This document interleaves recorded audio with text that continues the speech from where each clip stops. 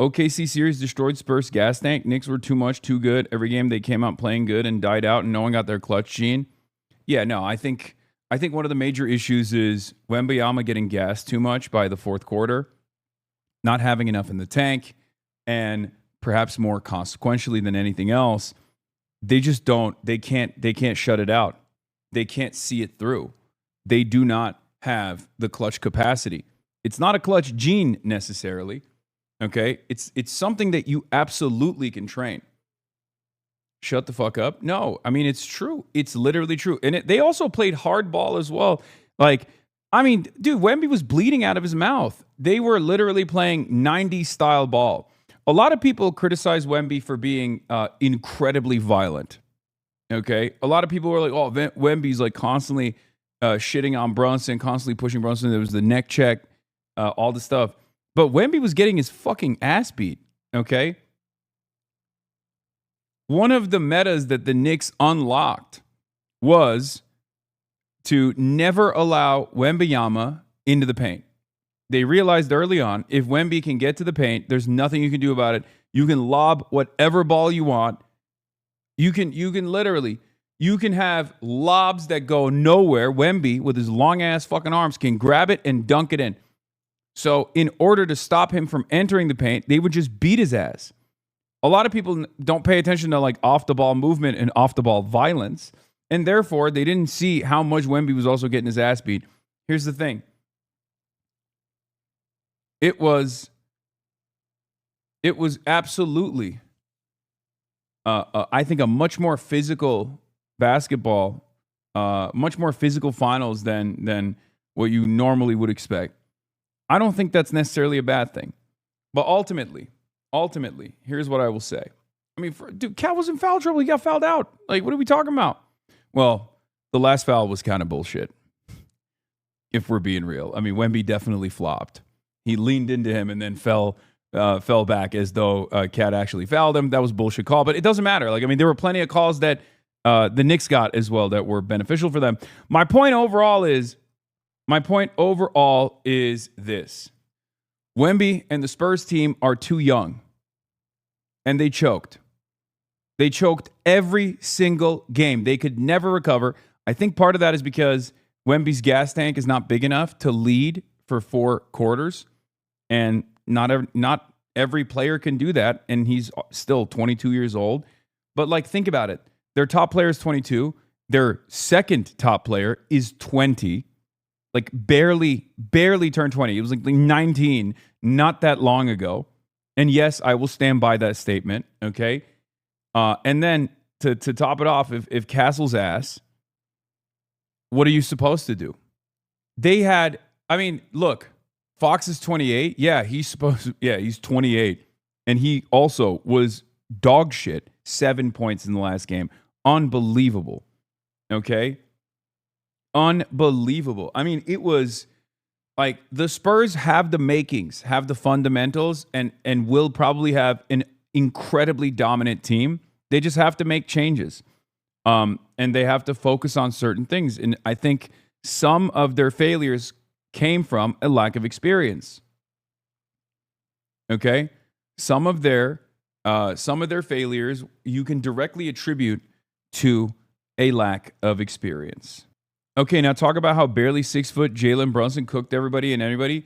Jalen Brunson is, I think, a hope and a dream for regular folk.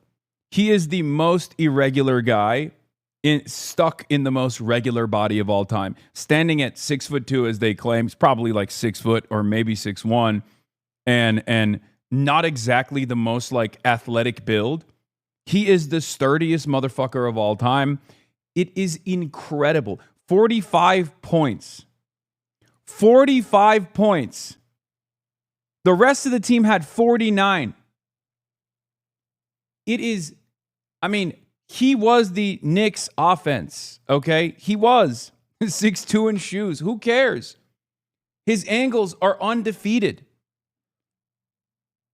He loves dribbling that motherfucking ball. He is so, his reverse is so fast. It's incredible to watch. I don't know why people say he has an ugly game, because I don't think it's ugly at all.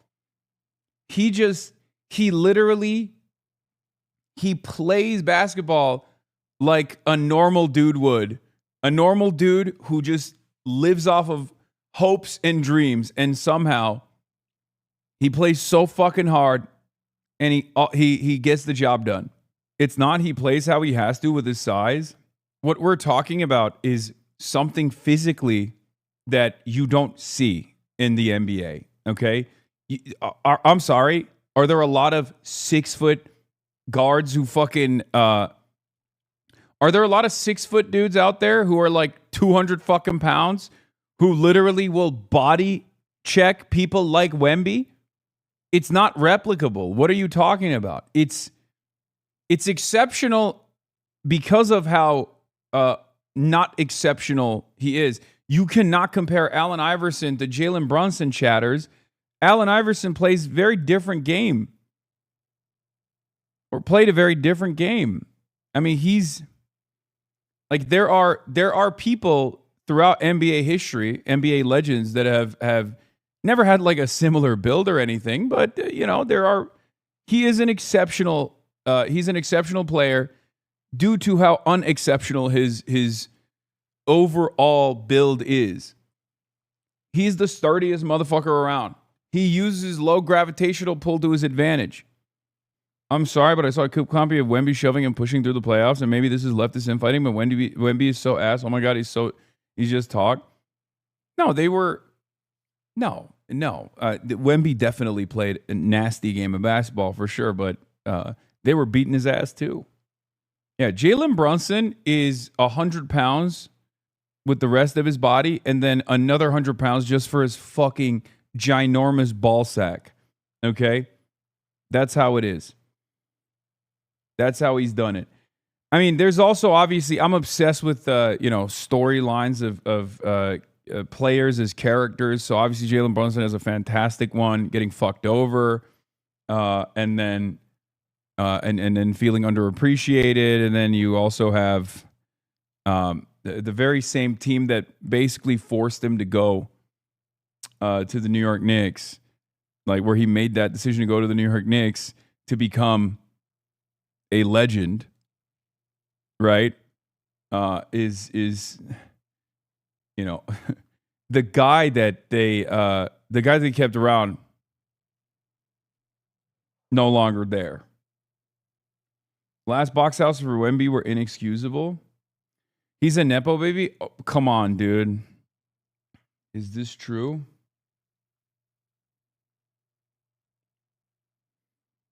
Oh, what the fuck? I didn't see this. He said if the Knicks win again next year, he'll move to New York City. Bro's shifting the goalpost. Just stay in New York. I didn't even know. He lied. This motherfucker lied to me. He's like, oh, this is for my family. Let's snap a pic. I was like, sure. Jokic was 28 when Denver won and get the shit kicked out of him every game. It will come to Wemby. Just takes time and experience. No, I agree. That's what I'm saying too. I think Wembanyama, if he, doesn't get injured, hopefully, will have an amazing career ahead of him. I mean, he already has had an amazing career thus far.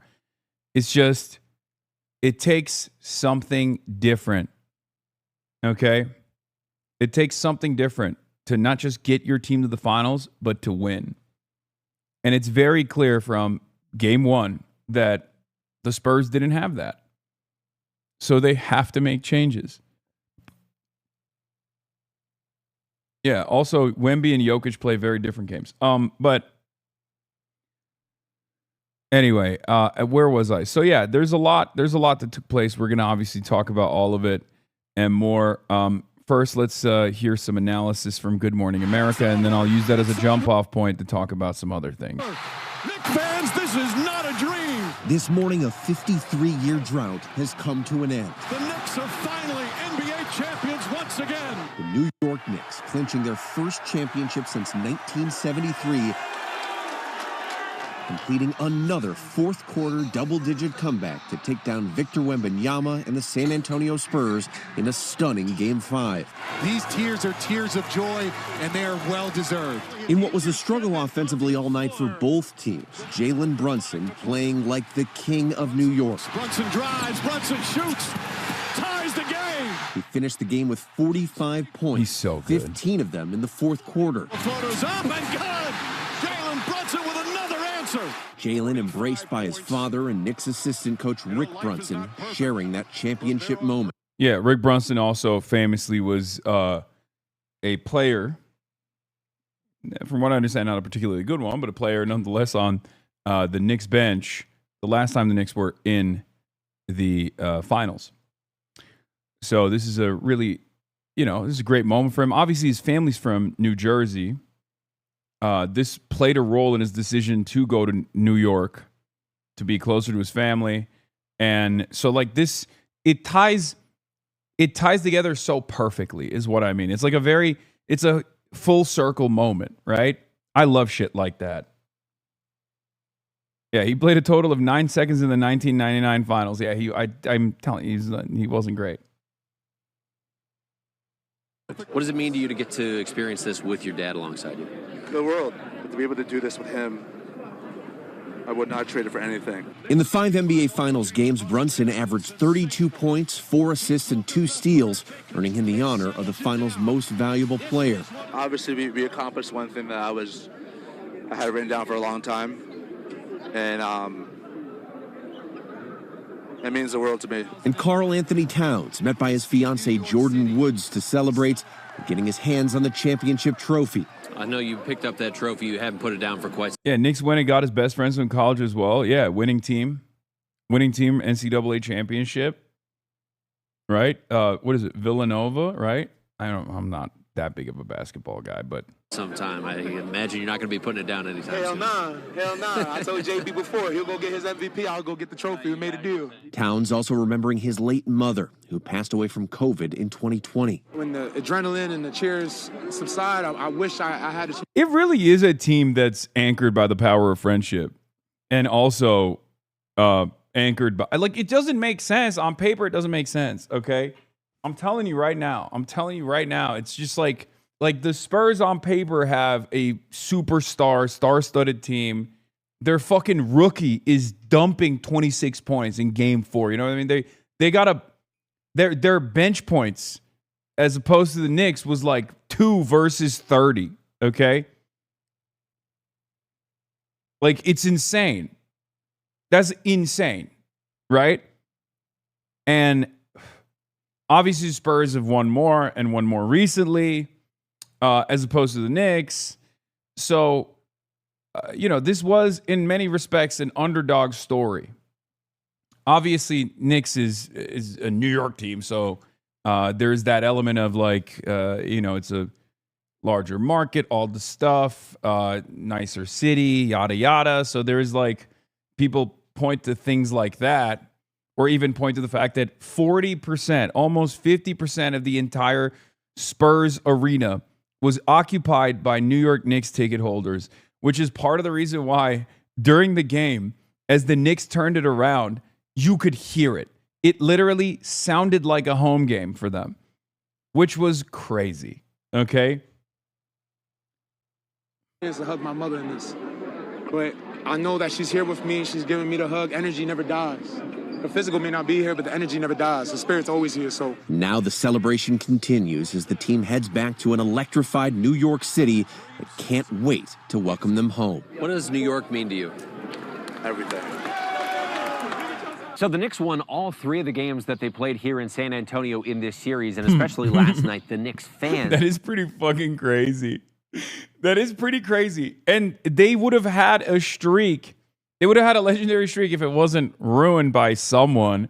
I don't know who, but someone had to go around and ruin their fucking streak. Certain birthday boy ruins everything. I'm just saying, dude. I'm just fucking saying. Funny how that happens. Really cut into the Spurs' home court advantage. It felt very easily like a 50-50 split between Spurs and Knicks fans, and that meant the crowd was going back and forth, roar for roar, for the entire game until that last buzzer sounded, and we heard that enormous cheer from Knicks fans celebrating. Yeah, genuinely hilarious. The only game they ended up losing in 2 entire months was when that decrepit Mango showed up. Jalen Brunson is the first player since Magic Johnson to win a high school state championship, NCAA championship, NBA championship. Other players such as Christian Braun and Dante DiVincenzo have won a high school state championship, NCAA, and an NBA championship since Magic Johnson. The Spurs definitely are set back a lot by the fact that it's a Texas team. I'll say it. When your biggest like ride or die political representatives is fucking Ted Cruz and like Governor Greg Abbott. Apparently Trump has a record of, wait, what? It's surprisingly more common than you think. San Francisco 49ers Super Bowl, Nick Bosa, one of the best defensive players in football, publicly flashed a MAGA hat during a post-game interview and doubled down on his Trump support. The 49ers lost to the Kansas City Chiefs 25-22 in overtime.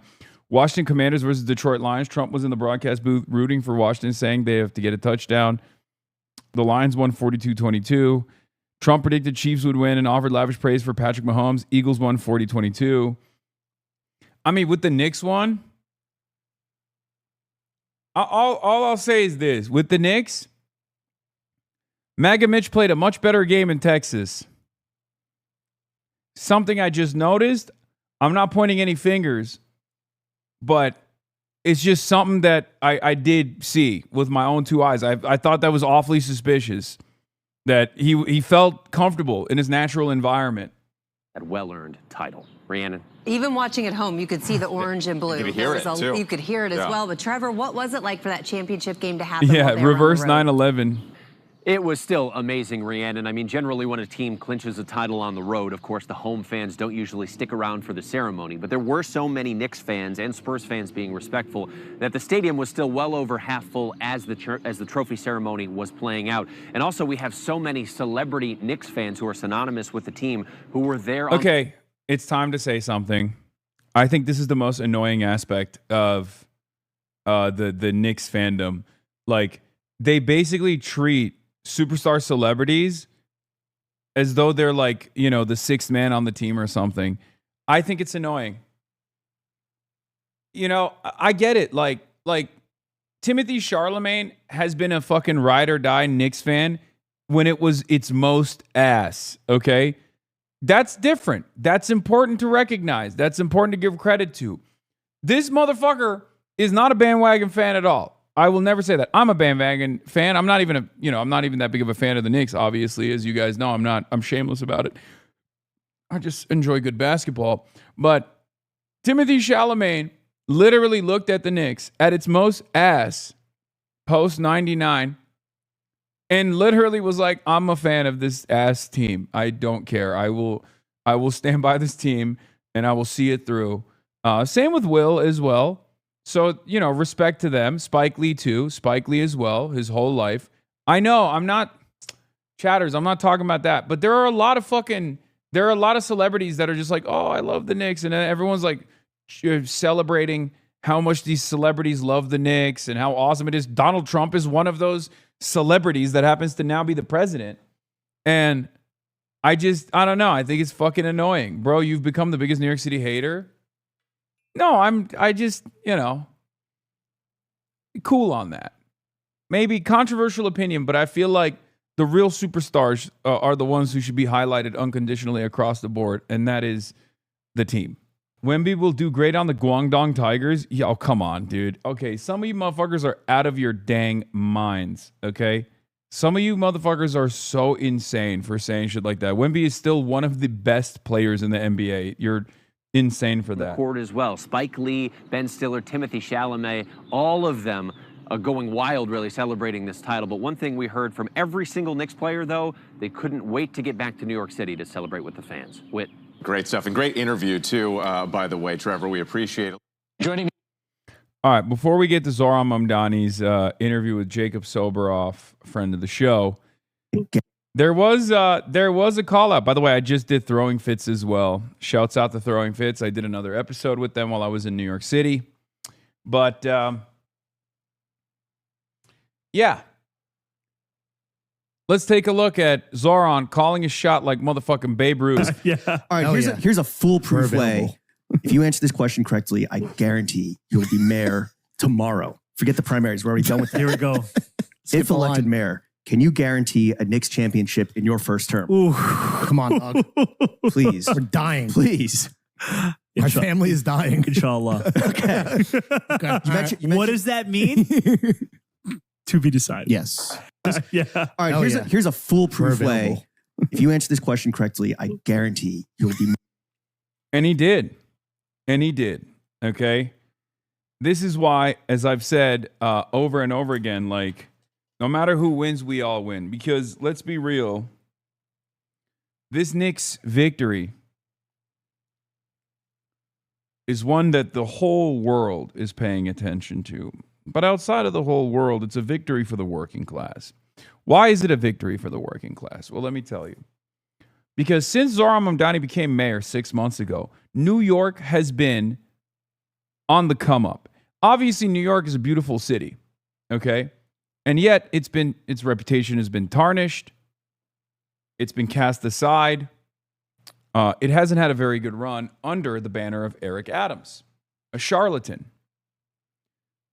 And ever since Zoran Mamdani won the mayoralty, it has literally entered a new phase, and I can feel it. Anytime I go to New York, I see it with my own two eyes. I experience it.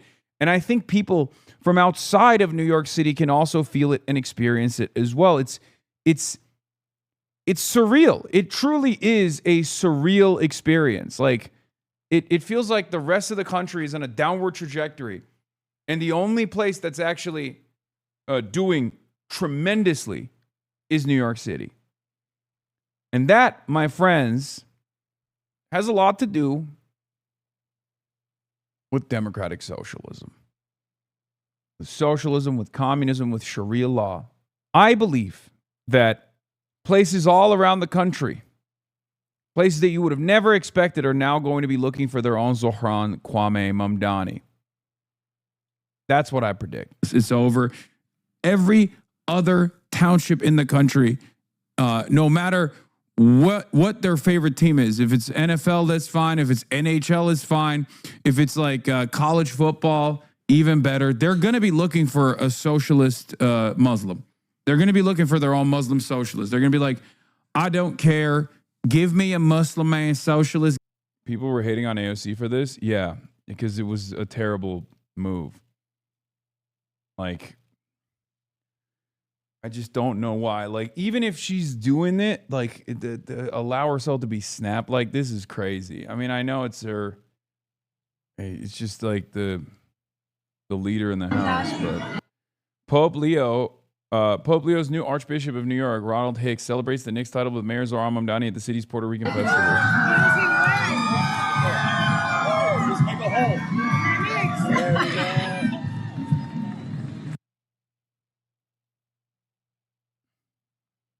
Getting to the point where I'm starting to appreciate how Jeffrey says the posture and expression of an axe murderer in every photo taken of him. Yeah, he doesn't know how to pose, but, you know, can we talk about De'Aaron Fox? Streamer Ashby just jumped over De'Aaron Fox at the World Cup. Okay, dude. It's true, though. Yeah, I mean, I don't like that she's... I don't like that she's, you know, like openly getting snapped like this. Please stop with the corny, jokey leftist analysis of sports. No, I will not. Also, you can't fucking gatekeep the NBA finals. Okay, I'm sorry. Like, if there's, I know that there's a lot of people who are like, no, sports is my thing. But you're literally talking about one of the most publicized events on the planet. Okay? Of course, people are going to take whatever their own personal interest is and you know, meld it together. Okay? It's just a pick, no shade. No, it's important. AOC also was with Zoran last night. That's an important pick too. Here's Mamdani on Jacob Soboroff this morning. City Mayor Zoran Mamdani. Mr. Mayor, it's great to see you. How you doing? Yeah. What an incredible night. What an incredible morning. I'm doing great. How are you? I'm doing good. It's good to see you again. Did you get any sleep? You know, I went to sleep at 3:45 a.m. and like most New Yorkers woke up asking myself, did that really happen? And it did happen. I can confirm. I saw it at a bar on the Lower East Side. You are such a diehard Knicks fan. It has been so fun to watch you go through this playoff run. I saw a video of you celebrating in the streets a few hours ago. I think you were in the West Village. Is that where you were?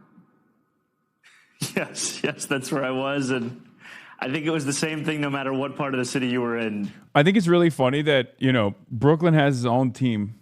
People have been waiting for this for 53 years.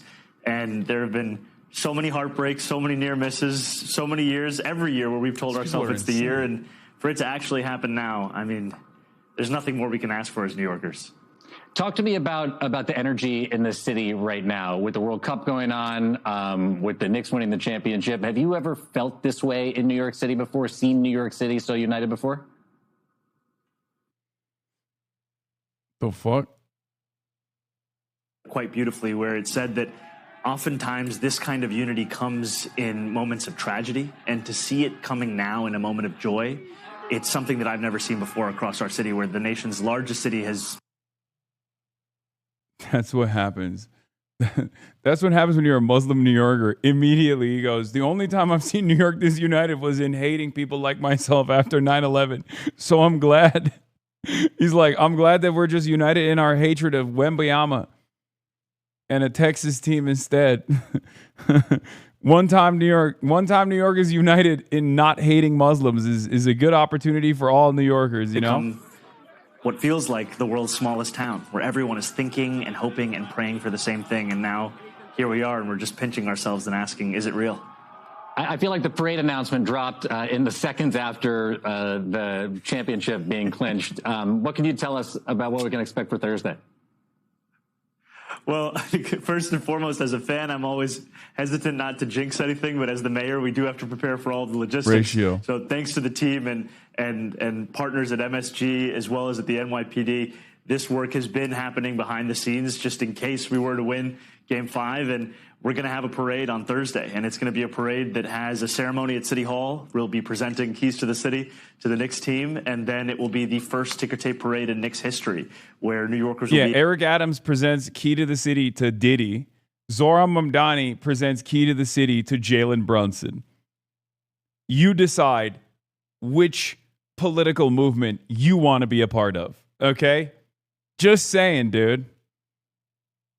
Who do you think was making better use of the Key to the City distribution? He announced the parade at 12 a.m. Law. I know, right after the Knicks won. Able to celebrate a moment that... Ain't no way Adams gave Diddy the Key to the City. Yes, that is real. He did do that. Feels like we waited an entire lifetime for, because when it comes to people my age and a little bit older, we have. Yeah, so he's going to do the parade, and then Thursday after the parade, he's literally going to do the Bernie Zoran rally in Brooklyn for the congressional slate with Claire Valdez, Brad Lander, and Daria Liza Avila Chevalier. I was with Claire and Dari yesterday, as you guys know. I'm very proud of you, by the way, for raising $20,000 in a matter of an hour and a half. It was awesome. That was very cool, and I hope you guys enjoyed that. That was a fun little experience where I was in the Canvas operations, doing some phone calls, calling up volunteers to get more of their support, and also bundling, which I failed at. We won't talk about that, obviously. What is this? Of course, he'd write off a Knicks win to capitalize on visibility and push his personal and political agenda campaign same day, but after work, it's dirty play. But on the edge of legality, he toes that line dangerously. This is ChatGPT. Everyone does ChatGPT. It's looking quite suspicious Islamically. Ooh, I'm Zoran Mamdani. My wife is Ha. My favorite soccer team won the league for the first time in 22 years. My favorite basketball team won the championship for the first time in 53 years. Fuck you, man. It's true. 2 Eric Adams mentions. He was really him. I mean, you guys know. Obviously, Zoran, I like. Eric Adams, well, that's my brother. Okay, that's my kin. That is a man that is my blood. He's Albanian. He's Turkish. He's Eric Adams. Okay, tough for Zoran to ever match up tough for Zoran to ever fill Eric Adams' shoes. Okay, all of these victories that are piecing together right now, that are strung together piece by piece by not just Zoran Mamdani, but like, you know, Democratic Socialists of America, New York City. All this stuff is it can't hold a candle to Eric Adams' legacy. I mean, Eric Adams was a giant, right? He was not a regular man. He was a legend. He will be talked about for generations. Like, we might forget about Zoran after a while. Probably not, because he's doing really well. But Eric Adams is unforgettable.